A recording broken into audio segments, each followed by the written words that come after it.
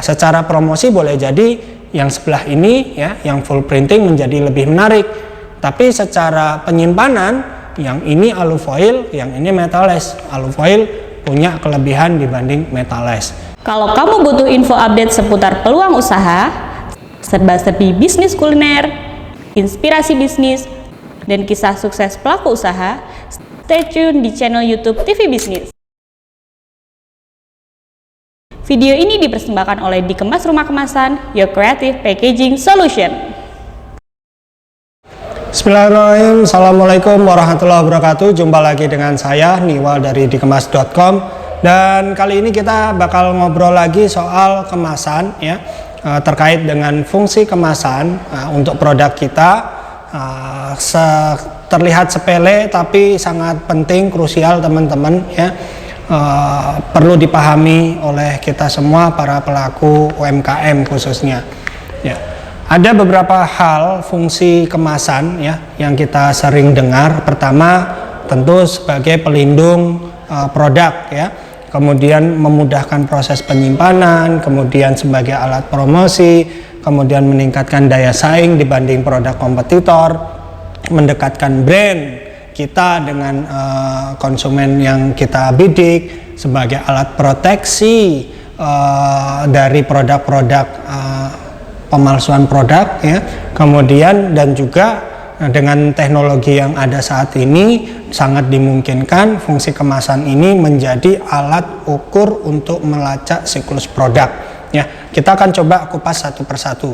Yang pertama yakni terkait dengan pemilihan bahan kemasan ya, melindungi produk dari kontaminasi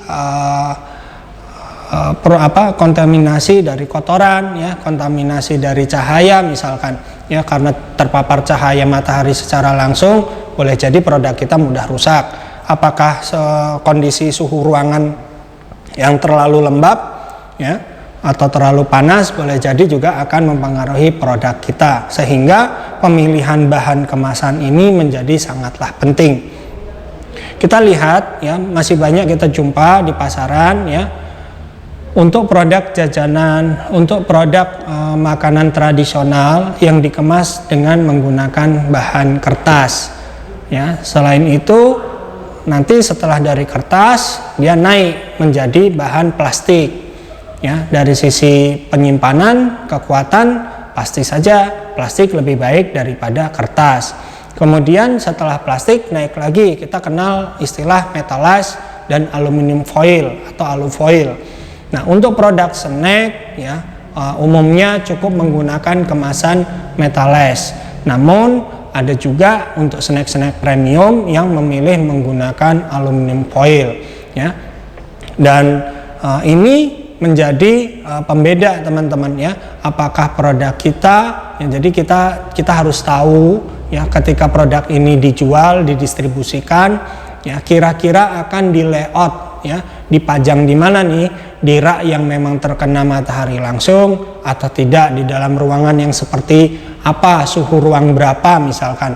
Ini menjadi pertimbangan kita dalam memilih bahan. Jadi pemilihan bahan kemasan ini erat sekali kaitannya dengan ketahanan produk kita atau masa kadaluarsa produk yang kita punya.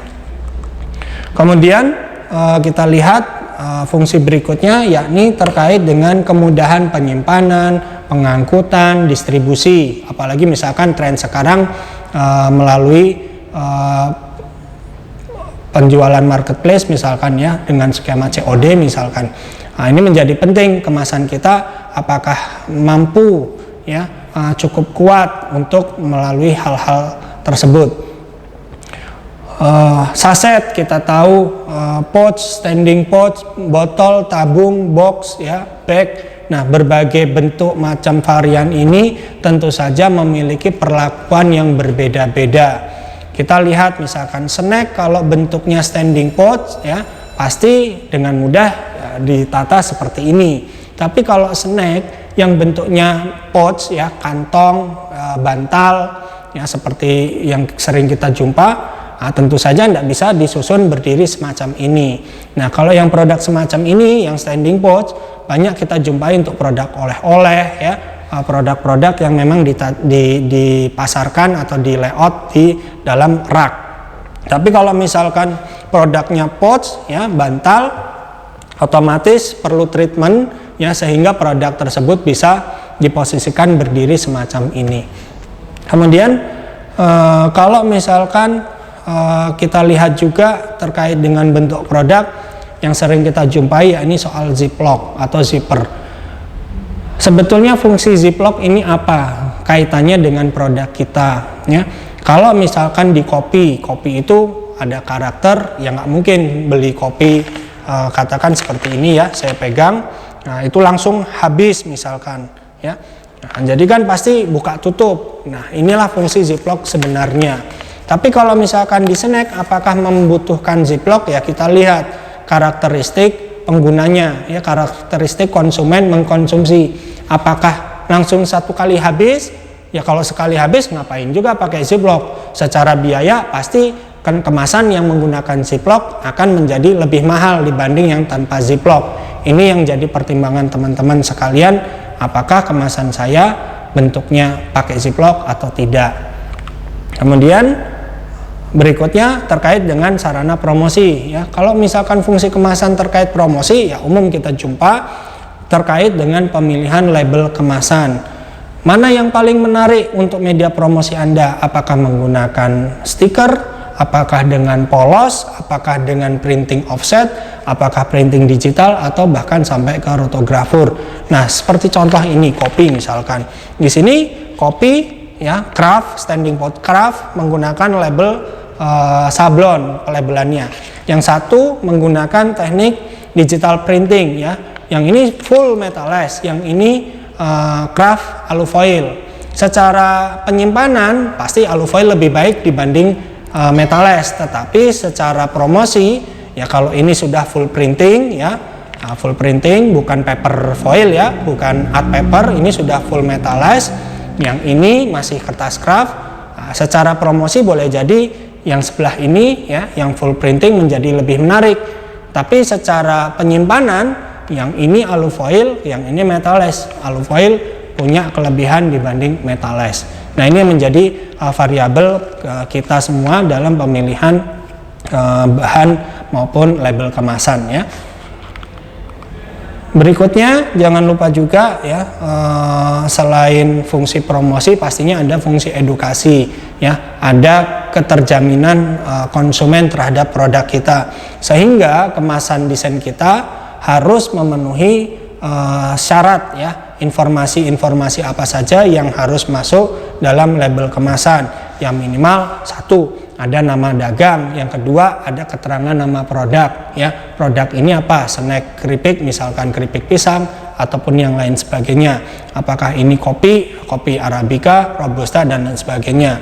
Kemudian ada juga keterangan izin misalkan halal ya, kalau yang sudah punya sertifikasi halal. Kemudian apakah izin edar menggunakan PIRT atau menggunakan BPOM. Diproduksi oleh ya, untuk diproduksi oleh Anda cukup ya nama perusahaan dan kota Anda. Jadi misalkan Yogyakarta, Indonesia. Jadi tidak perlu juga cukup masukkan alamat lengkap, RT, RW, kecamatan dan sebagainya. Kemudian keterangan kadaluarsa ya, itu juga penting diinformasikan. Berat bersih produk berapa. Kemudian ada daftar komposisi ya. Kemudian kalau untuk di BPOM juga kita lihat ada informasi terkait alergen ya. Kita tahu ada sebagian sahabat rekan kita yang memang mereka punya alergi terhadap bahan-bahan kandungan khusus, atau bahkan seperti misalkan komunitas yang berkebutuhan khusus, mereka tidak bisa kena gluten, contohnya semacam itu. Kemudian kalau memang sudah punya informasi nilai gizi bisa dicantumkan, dan yang paling penting yakni terkait dengan kode produksi. Nah, kode produksi ini seandainya ada masalah di kemudian hari di pasaran, maka tidak semua produk Anda ditarik dari peredaran, hanya cukup kita lihat yang kode produksinya sama. Baik, berikutnya yakni terkait dengan inovasi kemasan. Jadi kalau yang tadi melindungi produk, bahas sebagai media promosi, saat ini dengan teknologi digital ya, Inovasi kemasan itu bukan lagi sebatas yang umum kita ketahui, tetapi sudah menjadi langkah promosi yang lebih aktif lagi, menjadi bagian dari strategi marketing yang lebih dalam lagi. Contohnya yakni kemasan menjadi sarana ya kita membangun engagement lebih dalam dengan konsumen. Ya contoh sederhananya misalkan ini ada kemasan ini kita taruh barcode misalkan ya. Dengan barcode kita bisa scan misalkan, kemudian kita bisa terhubung dengan sosial media yang kita punya. Jadi atau juga misalkan dengan desain yang menarik ya, kita minta konsumen kita foto atau membuat ulasan misalkan review produk, maka dia mendapatkan potongan harga atau misalkan mendapatkan reward yang memang kita tentukan. Ini bagian dari membangun hubungan antara produk dengan konsumennya. Berikutnya juga terkait dengan brand protection.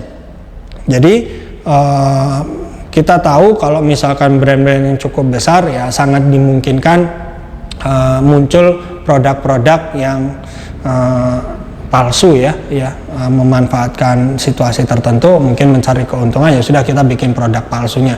Nah saat ini juga dimungkinkan bahwa kemasan ini mempunyai fungsi sebagai brand protection. Jadi ketika misalkan dengan adanya barcode di scan ya, maka akan ada keterangan yang menunjukkan bahwa produk ini memang asli atau bukan. Jadi ini salah satu inovasi yang kita jumpai di kemasan saat ini.